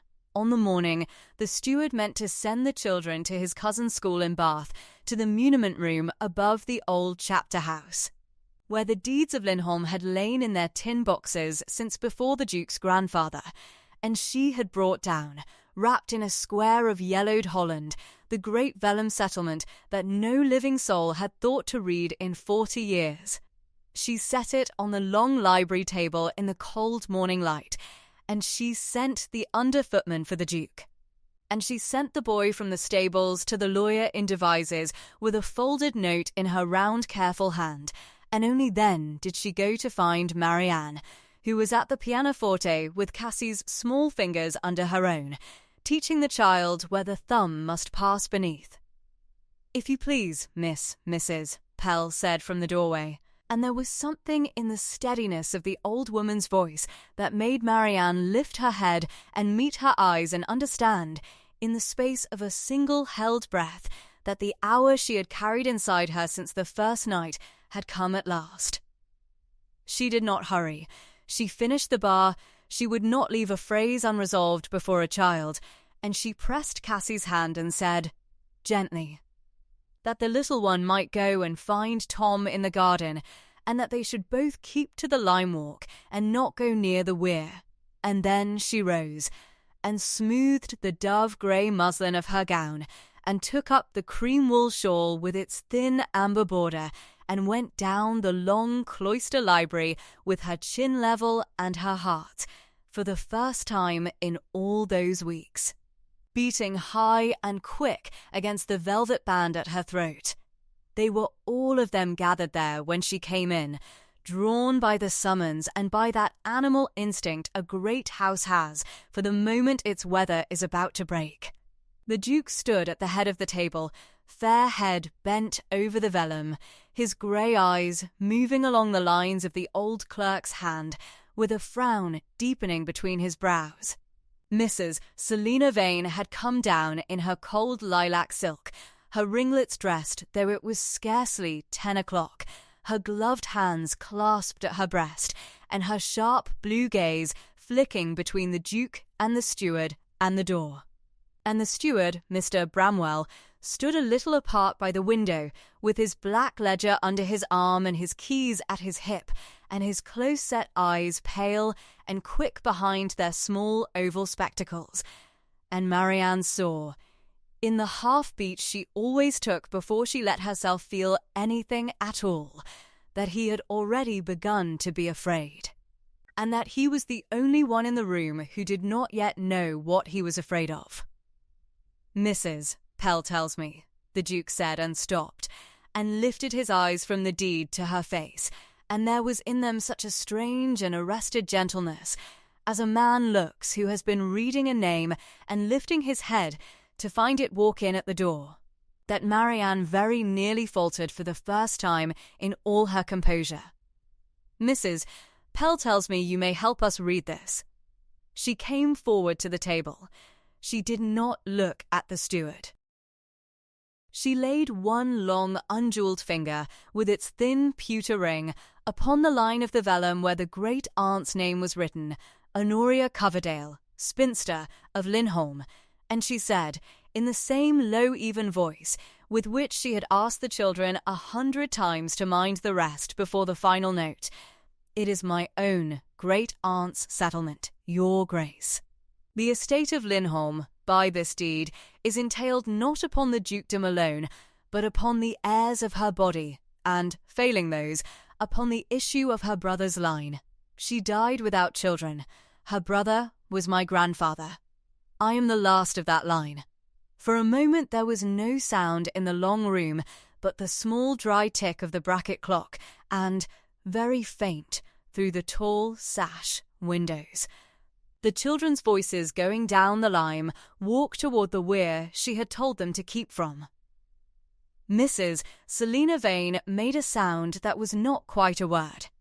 The Duke did not move at all. He stood with his hand flat upon the vellum and his eyes upon Marianne's face, and the colour of understanding came up into his own by slow degrees, like the first warmth of a fire taking hold in a cold grate. But it was the steward who broke. "This is," Mr. Bramwell began, and his smooth voice had gone thin and high at the edge, "this is some imposture, your grace, some scheme, a hired woman, a music-mistress, recommended into the house upon a charity, and now she would have us believe, I would have you believe nothing, Mr. Bramwell," said Marianne, and she turned to him at last, and the half-beat of calm arrived a moment before her words as it always did, so that her stillness reached him before her voice, and silenced him more surely than any heat could have done. "The vellum is 40 years old. The seal is the seal of the Abbey. The clerk's hand is on file at Devizes, and Mr. Pinder the attorney is, I think, already on the road. I have asked nothing of this house in all these weeks. I came to teach 2 children their scales, and I have taught them, and they play very prettily now, and I should have been content to teach them, and to take my Tuesday hours and my Wednesday walks, and to say nothing of any name at all, for a name is a poor thing to be loved for, and I had no wish to be loved for mine. But you, sir, meant to send those children away. You meant to turn Master Tom and Miss Cassie out of the only home they have ever known, to a school chosen for its distance and its cheapness, that you might have the management of an estate with no one near enough to count its rents, and that I will not be silent for." It was the longest speech any of them had heard her make. She had given her lessons in single quiet sentences. She had met a season's worth of slights with a word or with none at all, and now the words came from her steady and unhurried and terrible in their evenness, and the Duke watched her mouth shape them as a man watches the one true thing in a room full of mirrors. The steward's sallow face had gone the colour of old tallow. His ink-stained forefinger crept along the edge of his black ledger as though he would draw it closer, as though the figures inside it were a wall he might yet shelter behind. And it was that small betraying movement, more than the vellum, more than her name, that turned the morning. For the Duke saw it. The Duke, who had been honourable and blind beneath his own roof for 3 long years, who had trusted the smooth voice and the heavy keys and the ledger always tucked beneath the arm, who had let his house be quietly bled while he rode his home park and grieved his brother, and never once thought to ask his steward to open his books, the Duke saw the man's hand move to guard the ledger, and something in his level grey eyes went very still and very cold. "Give me the book, Bramwell," he said. "It is the estate book, Your Grace. The working accounts, of no interest too. Give me the book." He did not raise his voice. He had a soldier's brother's way of lowering it instead, and the lowering was worse, and Mr. Bramwell, after one long pale moment in which Marianne could see him weigh the door against the window and find both of them too far, surrendered the ledger across the table with a hand that had begun, very slightly, to shake. The Duke opened it. He was no great hand at figures himself, he said so, plainly. Even then, even with the rot laid bare beneath his thumb, "I am no clerk, I never was," but he did not need to be a clerk to see that the rents set down in the steward's neat columns did not answer to the rents he half remembered from his father's day, nor to read the long sad list of timber felled in the home wood and sold, and never accounted, the pollarded limes that were to have been spared and were not, the cottages let fall to ruin, and the repairs charged twice over, the small steady siphoning of a great estate into a place that was not the estate. And as he turned the pages, Mrs. Pell came quietly to his elbow with a second thing wrapped in holland, the old household account from her own still room, kept in her own round hand these 30 years, the receipts and the reckonings of a housekeeper who threw nothing away, and she laid it beside the steward's ledger so that the two might be read against each other, and the difference between them, line for line and quarter for quarter, was the measure of the man.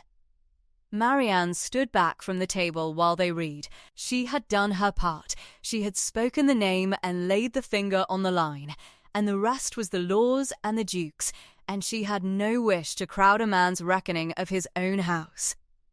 She went, instead, to the tall sash window and looked down into the walled garden where the wall fruit was setting against the warm honey-coloured stone, and beyond it to the lime walk, where two small figures had stopped, obedient after all, at the very edge of the home park, and stood looking back up at the house as children do when they feel without being told that some great thing is happening within.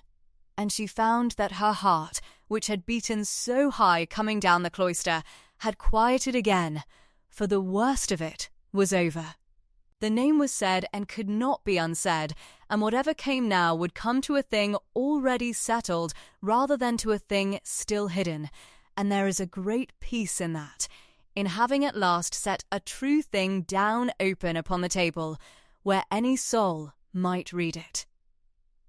Behind her the Duke's voice went on, low and even, asking his questions, and Mr. Pinder the attorney came at noon, mud to the knees and out of breath, and read the vellum, and read it again, and looked at Marianne over the top of it, with a slow widening wonder, and said that the settlement was good, better than good, unbreakable, the great-aunt's lawyers having drawn it tight as a drum precisely against the kind of slow ruin that had since been worked upon it, and that the entail did indeed run through her line, and that the estate could be neither bled nor sold, nor the wards turned out while she lived and consented, and that Mr. Bramwell would do very well to think upon the difference between a steward who has made free with an entailed estate and a steward who has committed a felony.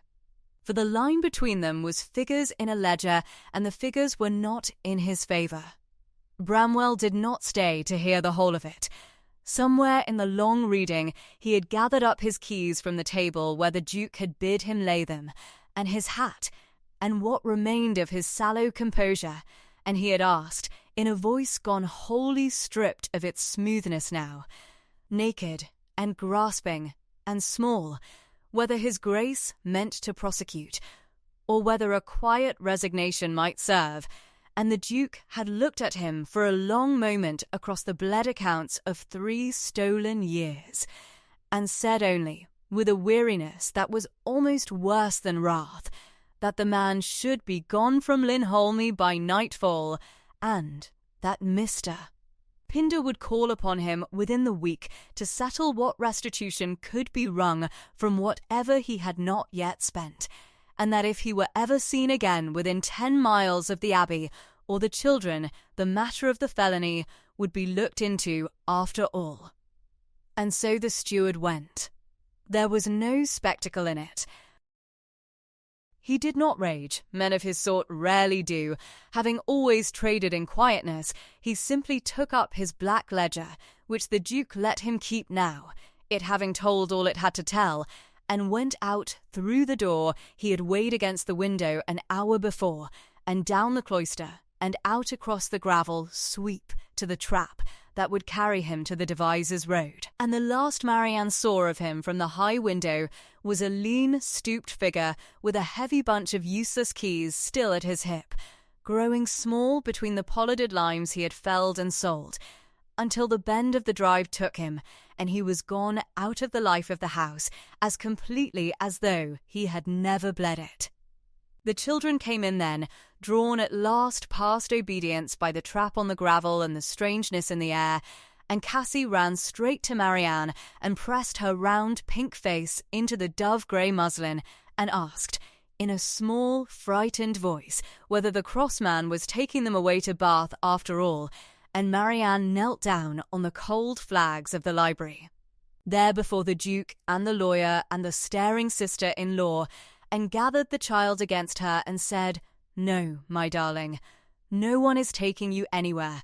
You are home, and you shall stay home, and you shall play your scales in your own music room until you are an old, old woman and your fingers go all to wood."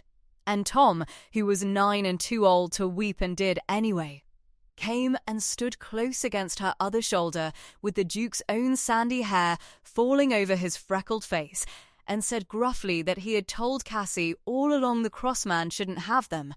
And Marianne said yes, he had been very brave.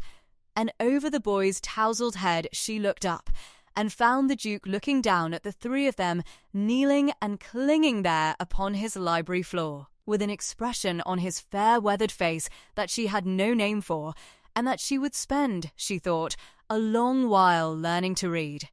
It was Mrs. Selina Vane who surprised them all. She had stood through the whole of it by the cold hearth in her lilac silk, her gloved hands wringing slowly one within the other, her sharp face working between its old hauteur and something newer and more frightened.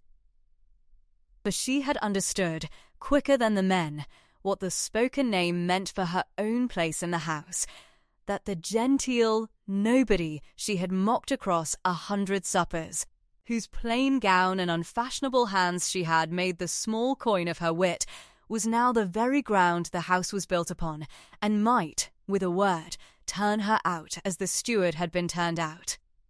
And so it was a kind of courage in its narrow way when she crossed the library, past the lawyer, past the children, and stopped before Marianne, who had risen now with Cassie still on her hip, and said, in a voice scraped almost raw of its usual cold music, "I have been very unkind to you." She did not say more at first. Perhaps she had not the words. The ringlets trembled a little at her temples. "I have been unkind, and I was unkind because I was afraid, and I see that you knew it the whole while, and were kind to me regardless, which is," Here the thin mouth pressed and worked, which is a thing I shall not soon forgive myself, and which I have no right to ask you to forgive at all. And Marianne, who had taken the half-beat of calm even now, even here, looked at the proud, frightened, handsome face before her and saw the truth of it, that this was a widow with no fortune and no house of her own, dependent on a brother-in-law's charity exactly as she herself had been called dependent on it, and that all the cold lilac silk and the paste diamond drops had been the armour of her. Woman 1/4 day from the cold, and she put out her free hand, the one not holding the child, and took Mrs. Vane's gloved fingers in her own, and said, "Then let us neither of us speak of it again, and you shall stay, and we shall begin as though this were the first morning. I have never had a sister. And whatever Mrs. Selina Vane had been before that hour, she was something a little gentler after it. The brittleness did not vanish, such things do not, but it softened, by slow degrees over the days that followed, into a wary, grateful, almost girlish civility, and she took to coming to the music-room of an evening to hear the children play, and once, weeks on, was heard to say to a London caller, with the old sharpness turned now to a wholly new purpose, that the Lady of Lindholme had the finest hands at the pianoforte she had ever known, and that anyone who had ever thought otherwise had simply never had the wit to listen. But that was later. On the morning the name was spoken, when the lawyer had gathered his papers and gone, and the children had been carried off by a tearful, triumphant Mrs. Pell to be fed and made much of in the warm still room, and Mrs. Vane had withdrawn to compose herself, Marianne found herself alone at last in the long cloister library with the Duke, in the cold clear noon light, with the great vellum lying open on the table between them and her own name upon it, where any soul might read it, and neither of them, for a little while, said anything at all. The noon light moved slowly along the panelled wall and touched the spines of the old books and the dull gleam of the vellum seal, and somewhere far off in the warm heart of the house a child was laughing, and the slow weir at the bottom of the home park sent up its faint continual murmur through the open casement.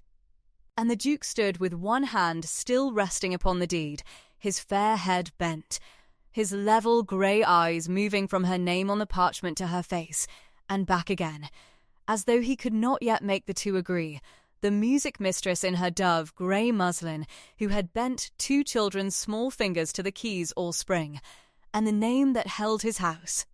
When at last he spoke, it was not of the entail at all, nor of the steward, nor of the law, he said, low and slow, and not quite steady, that he had been a great fool in his own house, and that he was only now beginning to understand how great, that he had let her be mocked at his pianoforte across a whole season, and had said nothing, thinking it the small cruelty of small people and beneath his notice to mend, and that he saw now it had never been beneath his notice, that nothing under his own roof was ever beneath his notice, and that he was ashamed.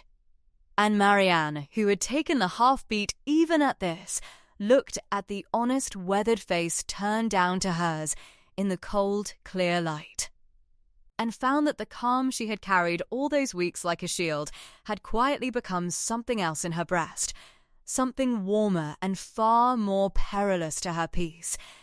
And she said only, gently, that he had mended it now, when it most needed mending, and that a man who could be ashamed was a man worth a great deal more than one who never had cause, and at that the firm mouth warmed, by the slowest of degrees, into the quiet smile she had seen perhaps 3 times in all those weeks, and had each time, she now admitted to herself, gone a little still to watch. And so it was, on a morning when the chalk light came thin and clean through the tall sash windows of the cloister music-room, that the thing Marianne Coverdale had carried, folded and silent for so many weeks, was at last laid open upon the long library table for every soul in the house to read. She did not raise her voice to do it. She had never once raised her voice beneath that roof, and she did not begin now.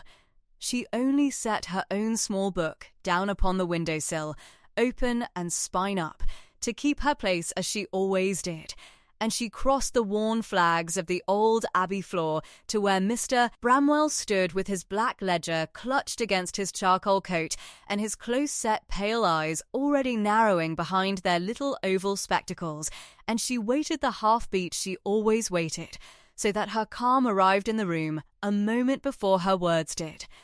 Mrs. Pell had brought down the great iron-bound chest from the muniment closet above the old chapter house, the one whose key had hung unremembered on the housekeeper's chatelaine these 30 years, and within it, wrapped in oiled silk and tied with a faded amber thread, lay the settlement of the great-aunt whose name no one in that household had thought to speak aloud since before the present Duke was breeched. The Duke himself stood by the cold hearth, tall and fair and very still, his bottle-green coat dark against the honeystone, his level grey eyes moving from the steward to the chest to the quiet woman in dove-grey, who had taught his wards their scales and borne his sister-in-law's barbs, and never asked a thing of any of them. He did not yet understand, but he was, for the first time, watching her as though he believed there was something to understand, and that alone had changed the whole weather of the house. Marianne drew the deed from its silk. The parchment was soft as cloth at the folds, and the ink had gone the colour of weak tea, but the great seal was whole, a green disc of wax pressed deep with the old abbey arms. And the hand that had engrossed it had been a clear and loyally one. She turned it so the light fell across the lines, and she read them out without hurry. The recital of the trust, the limitation of the entail, the names of the line through which the seat and the dukedom's house were tied and tied again, down and down through the generations, and there, near the foot of it, plain as a struck bell, in letters no clerk had ever crossed out, because no clerk had ever known to look, the name Coverdale. Her own name, her great-aunt's marriage settlement, drawn up before any of them were born, had folded the abbey and its park and its weir and its very pianoforte into a chain of remainders that, when every nearer claim had failed and fallen away as claims do across 100 years, came at last to rest upon her, upon the slender, upright woman in the plain straw bonnet, whom they had let be mocked at the keyboard for her unfashionable hands. The room was so quiet she could hear the limes moving in the home park beyond the glass. Mr.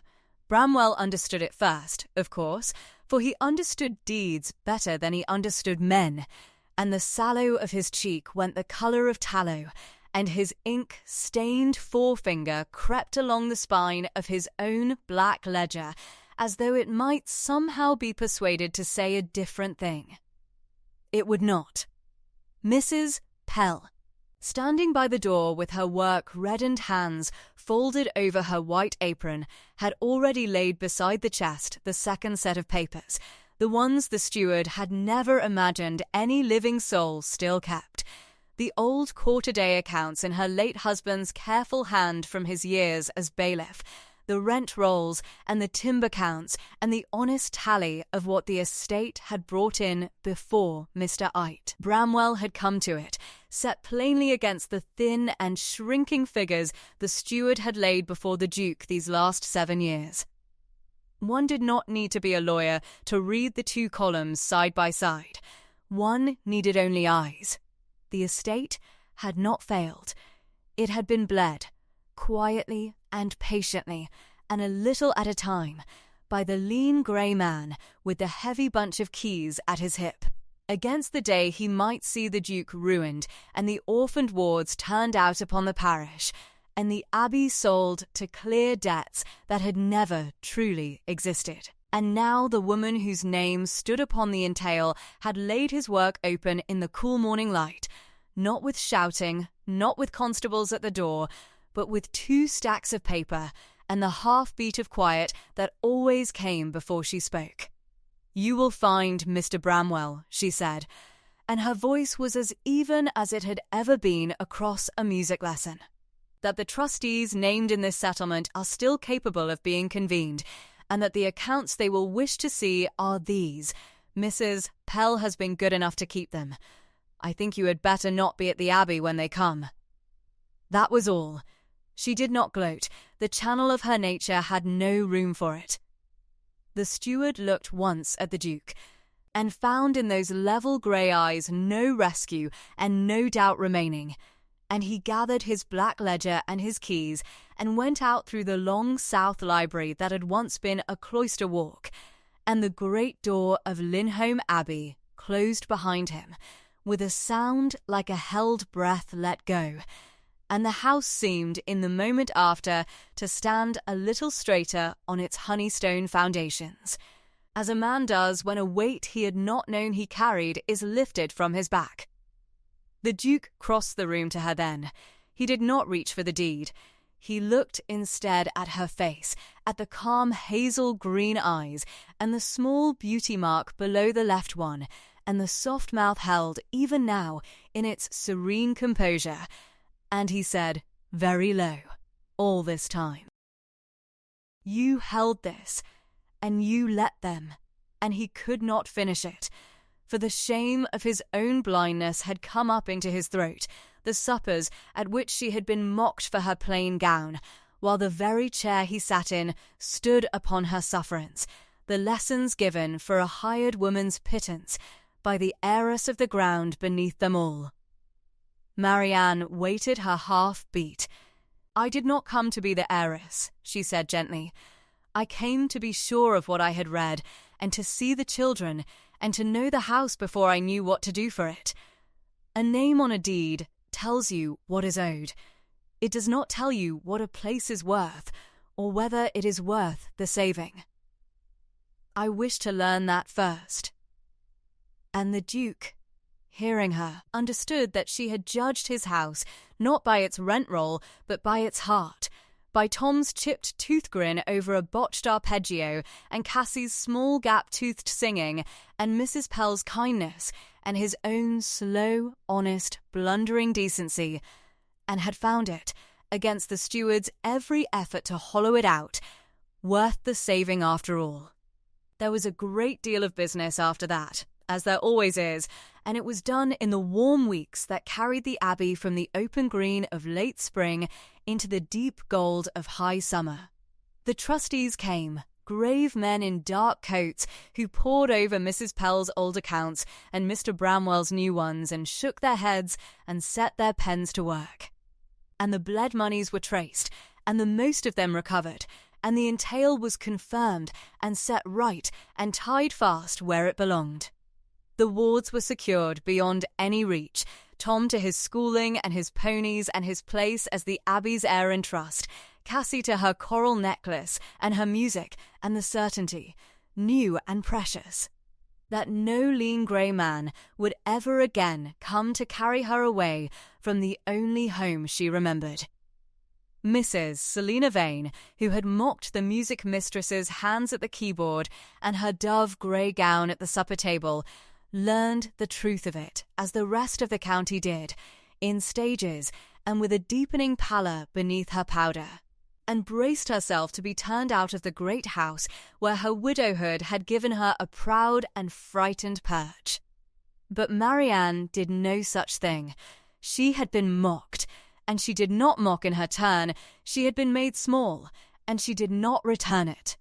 She came to Mrs. Vane in the long library on a quiet afternoon and told her plainly that the Abbey was large and the children were fond of their aunt, and there was no reason on earth she should not keep her rooms and her place in it, only that the cruelties must end, and they both knew which cruelties she meant.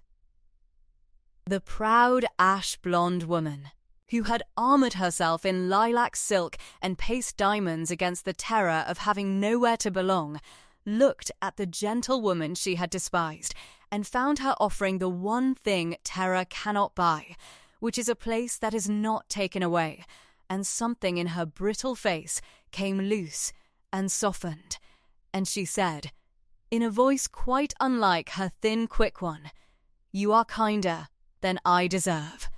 And Marianne, who never wasted a true thing on a flourish, only answered, "Then we shall both try to deserve a little more of each other." And from that hour, if Mrs. Vane was never warm, she was at least no longer cold. And the children, who feel these things before the grown do, began to climb upon her settee again without flinching. It was the Duke, in the end, who could not let the matter rest where mere justice left it. He had watched her now with opened eyes through all those weeks of business, across the trustees' table where her quiet sense steadied the gravest of them, in the cloister music room where she still gave Cassie her lesson, though she need never have given a lesson again in her life. On the Wednesday walks in the home park, where she set her book down open on the stile, while she taught Tom the names of the limes, and the thing that had grown in him so slowly that he had mistaken it for respect, and then for gladness, and then for the simple peace of having one honest presence beneath his roof, declared itself at last for what it was. He found her on a still gold evening in the walled garden below the music-room windows, where the chalk-warmed stone held the day's heat, and the espaliered pears were heavy, and the slow weir could be heard beyond the limes, and she was standing with her cream shawl loose about her shoulders and her bonnet hanging by its amber ribbon from her hand, looking at the light go long across the old abbey wall. He came and stood beside her and did not, for a moment, find any of the words he had rehearsed riding the boundary that afternoon. Then he said simply, "I have spent these weeks learning that I was blind in my own house. I should be a fool twice over to be blind to the one thing I am no longer blind to." She turned her head and waited her half-beat, and the faint flush came up at her cheekbones, but she did not look away. "And what is that, Your Grace?" she said, very low, and there was the smallest warmth at the corner of her mouth, now that you see it. "That the house was not worth saving for the deed's sake," he said, "nor for the children's, though I love them, nor for the name on the entail. It was worth saving, because you were in it. I have had the abbey set right, and the wards made safe, and the steward gone, and none of it has given me the least peace, Marianne, and I have only this hour understood why. It is because I have set everything to rights, but the one thing I most want, which is to ask whether you would stay, not as the music-mistress, nor as the heiress whose name held my house, but as its mistress and as my wife. I have no graceful way to say it. I have been graceless to you from the first day, and you have answered every gracelessness with the same calm, and I find I cannot imagine a single morning of the rest of my life that I should wish to begin without that calm in it. Will you have me?" She looked at him for a long, quiet moment, the tall, fair, honest man who had let them mock her and had learned, slowly and at last, to see. And she thought, as she had thought when first she read her great-aunt's settlement folded in its oiled silk, that a name on a deed tells you only what is owed, and never what a thing is worth. And she had found, in the weeks of being inside this house, that this man and these children were worth a great deal more than the ground they stood on, and that the calm she had carried like armour through all the slights had, somewhere along the way, set itself down beside his honest grey eyes and grown into something softer that she had not let herself name until this gold evening in the walled garden. "I came here," she said, meaning only to be sure, and to see the children, and to do what was right for a house that was owed to me. "I did not come meaning to love it. I did not come, meaning to love you. She let the half-beat fall, and then she let it go. But I do, Hugo, yes, I will have you. And he took her unjeweled hand with its single thin pewter ring and held it as though it were the most fragile thing the Abbey owned, and the slow, warm smile that her gown had never been able to draw from him broke at last across his weathered face, and overhead, at the open music-room window, there came a sudden, delighted shriek of two young voices. For Tom and Cassie had been watching the whole of it from behind the curtain and could contain themselves no longer, and they came tumbling down into the garden in their skeleton suit and their blue sashed frock to fling themselves at the pair of them, Cassie crying that now she should never have to lose her music lesson, and Tom declaring with 9-year-old gravity that he had known it all along, which he had not, and Mrs. Pell appearing in the doorway with her apron pressed to her eyes and her ruddy face shining, and even Mrs. Selina Vane drifting out behind in her cold lilac silk to stand a little apart and watch, and to find, to her own faint surprise, that the thing rising in her brittle breast was not envy at all, but something nearer to relief. That the house she had been so afraid of losing was, after all, to be kept whole, and warm, and full.